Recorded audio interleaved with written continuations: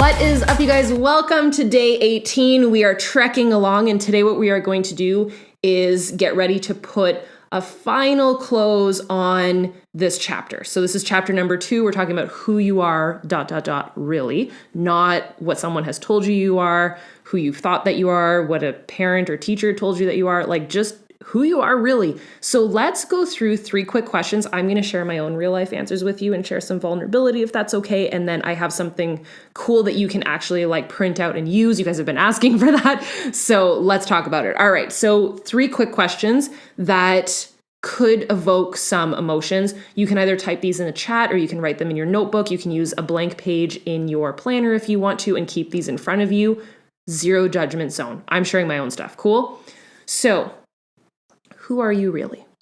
What are your happiest memories from your childhood and why? And I want you to just go with your gut. Like if something comes to mind right away, share it. It doesn't matter if you think someone's going to judge you because I'm about to share mine and mine is so dang random, but it is something that is like, it's a core memory. If you've ever seen Inside Out, it's like a core memory that I was just really happy and it's just a happy moment from my childhood and it is so random.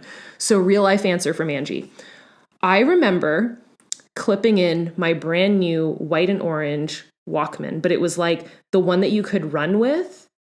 I was like 10, so I was not a runner, but it was like the one that like went to your hand and it was so badass and it was so pretty. And I clipped it into like my hand or like on my jeans and I popped in my brand new Backstreet Boys CD, put in my earbuds, and I danced in my backyard without a care in the world. I had so much fun that day. And it is a core memory, and I just loved singing and dancing, listening to music, riding my bicycle without a care in the world. And I feel like that part was really impactful in me saying that. Like when I journaled that out, I was like, why is that? Like, why was that such a happy thing for me to not have a care in the world as to like if anybody could see me? Because as an adult, I feel like I'm very self-aware and I try not to like act a fool. But I love that as a kid, I just didn't care. So it can be anything. What is your happiest memory from your childhood and why? Write it out. Be as honest as you possibly can. This is a safe zone. So type that out. I will go through question number 2 because we have a lot to get through today. On the flip side, what makes you cry and why? Not necessarily from your childhood, just in life. What makes you cry and why? Real life answer from me. I tend to cry out of sadness when someone really betrays my trust. And it's usually when I never see it coming. Sadness. Even thinking about it makes me sad. And especially when it's someone I truly love. Like if I'm blindsided and they betray my trust and that I really love that person, brutal. Like just knife to the heart. I cry out of anger when someone treats me like I'm stupid. It's a true trigger of mine if you treat me like I'm dumb. I don't know where that came from, but I don't like it. And I'll actually cry. And then I cry out of happiness when someone truly, authentically surprises me. And the first time that I ever cried of happiness was when Andre proposed.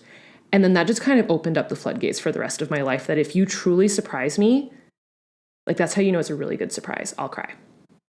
Cool? What's yours? What makes you cry? You don't have to be that in depth either. It doesn't have to be like you'll cry when you're happy. It can just be like, I will cry when. Share it. This is a safe zone. Share it in the live chat. Share it in the comments. We are here for you. All right, 3rd and final question. What makes you happy and why? Real life answer from me. This is so random. Random time of day that I get really happy is when I can make a little cocktail. Sometimes it's a mocktail, but whatever. A little cocktail, pour a bowl of popcorn, set up in my office. I usually do this at around like 5:30 when it's time to like shut down for the day and I'm just like, oh, feel the feels. So I make my little cocktail, margarita o'clock, pour a little bowl of lesser evil popcorn. And I put on my favorite TV show, which is typically Real Housewives. That is like the cream of the crop. And if it's a brand new episode I've never seen, even better. And then to me, I just will either zone out or I'll kind of multitask and like work on a special project while I'm doing that. Truth, while I was writing this book for like, that was my routine. And I just love it. It's like just, kind of multitasking, chilling out, just realizing that my problems are not so bad because there's some crazy people on TV. I love it. It's so random. It makes me happy. I like it. So some little routines that might be, a little bit of a weird trait, but makes you happy. What makes you happy and why? And it can be I feel like the more random, the better. All right. So hopefully you've gone through those 3 questions. Share them in the comments, share them in the live chat. Happiest childhood memory and why, what makes you cry and why, and what makes you happy and why. Now, if you did not go through this last year, I shared this on live. I believe I shared it on my main channel. So if you didn't see it on this channel, I want you to know that you can actually download this PDF. I've been getting a lot of messages about when is the workbook going to be available? It's not out yet. Don't worry. Before the end of this series, you will know when it's coming out. You will be able to add your name to a list and you can be one of the first people to snag it. Cool? So your kind of gift that I'm giving you, and this is already available, so you might have already done this, so don't get too excited, but I don't think I've ever shared my example. So I want to go through this with you. It's kind of cool. So in the very much theme of like blueprint, I wanted to create a floor plan. So there is a full PDF of your dream life floor plan on our website on dailygrind.com. It will literally pop up right as you go onto the website. I'll also leave a link for it down below. So you can download this PDF. It will look just like the workbook on a smaller page, depending on what size paper you print it on, because the workbook's going to be bigger than a normal sheet of paper. And I wanted to go through the examples with you. So what I did is I mapped out a floor plan, and I wanted it to be like the floor plan of your life. So the first thing you see when you open the doors of your day, like you're opening the house, the main door to the house of your day. So what is the first thing that you do see or prioritize when you open the doors of your day? So I did like a little arrow to the front door, and that's symbolizing that portion of that floor plan in your day, if that makes sense. So very philosophical, but we do this. So this is supposed to be a gut check as to who you really are, how you're spending your time, what your habits look like, to help you kind of ease into the next chapter, which is what you value. But first, let's go through this. So I'm going to give you 3 examples. I just put 3 bullets for each, so let's do it together, shall we? So what is the first thing you do see prioritize when you open the doors of your day? I mean, mine are really bad, and I want to fix them. So I'm being as transparent with you as I can. So please be transparent with yourself. I open my phone, check my Instagram, check my email. I mean, there's usually husband and puppy snuggles also with Carl, but most of the time this makes it into like the first things I do when I open my eyes, which is ridiculous. And I would really like to self-assess and fix that. So I'm on this journey with you. So open my phone, check my Instagram, check my email. This is just an example. And for me, that is real. I don't think all of these are, no, these are pretty much, these could all be me, I think. Yep. So we're just using real life Angie examples today. So next one, where are you spending the majority of your day? So this one, the arrow kind of points at the kitchen, and a lot of us spend the majority of our time in our kitchen. So that's why I said that. But where do you spend the majority of your time during the day? Like physically and emotionally and spiritually. It can be where your head goes, where your body is, like what does that look like? And just go with your gut. So I wrote on my phone, at my desk, in my house. I don't have an office job, so I'm usually at my desk, or it's somewhere in my house. Like if I'm set up at the living room table, I like to work from the floor, which is weird. And I'm usually on my phone because work is from my phone. So for you, what are those 3? Where are you spending the majority of your time during the day? So this one is right near the washroom, because parents will understand this, and also pet parents will understand this. If you need a moment to recharge the battery or just be alone, you go to the washroom. It's a real thing. So what are you doing to recharge and get alone time?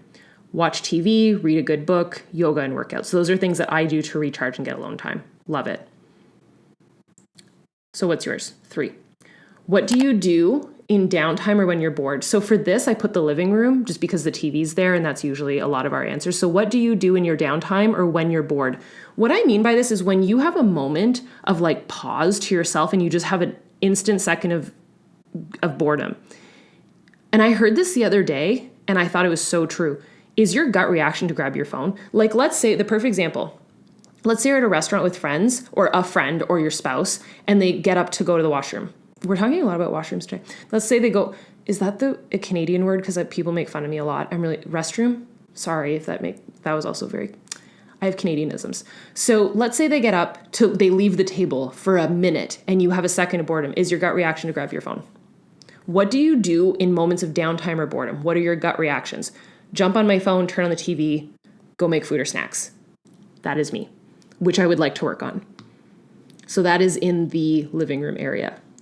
So this part is in the backyard. because I feel like pool or nature, what do you do to fill your cup and feel amazing? And we're going to dive into this deep in the next chapter. So we're going to talk about fill your cup time and all that stuff with more assessments. It's going to be great. For me, read fiction books, work out, feel good about myself by doing my hair and my makeup. Fills my cup, makes me feel amazing. So that's in the backyard. Now, the final portion of your blueprint, like your life floor plan, the bedroom. When and where are you sleeping, resting, or napping? I feel like I sleep in a lot, more than I should. Naps midday, don't love that journey for me because it just makes me more tired. And if I like lounge on the couch or in the living room, don't love that journey for me either. So just where is that happening? What are you liking, not liking? Do you like your sleep schedule? Do you feel like you're sleeping your life away? Do you want to wake up earlier? What does that look like for you? So at the bottom, there's a small assessment. What can I adjust to improve my life now? And this is very much like that. Like whatever you write here, maybe go back to that first page. You know how we left that blank page at the beginning of your notebook to have any actionable items? These are actionable items. So whatever you write here that you're like, I want to do this like now, put that into those actionable items. So for me, I wrote wake up earlier, no phone before 10 a.m., meditation and yoga first thing, shower, get dressed daily, less TV time, more time focused on goals. That's just my own authentic self. So that blank assessment is on our website. You can literally print it out, use it, and get acquainted with the workbook. And it also kind of gives you a vibe. I mean, you've been seeing little snippets of it, but this will give you a real vibe as to what the workbook's going to look like and how flippin' epic it is and how it's not lines and pages that are blank for you to fill out. It's not a notebook. It's a workbook. I prompt you 3 quick bullets so that you can then have your breakthrough sooner. Cool? Less work for you. I did the work on the back end for you so that you don't have to drag yourself through it and never finish the dang workbook, which is not what I want for you. So tomorrow we are going through the recipe of you, and we are completing chapter 2 and going in chapter 3. So I will see you guys then. I hope that you had some hopefully large or maybe just tiny epiphanies today and breakthroughs. Keep those actionable items in front of you, and I will see you tomorrow for the recipe of you and the closeout of chapter 2. Bye, guys.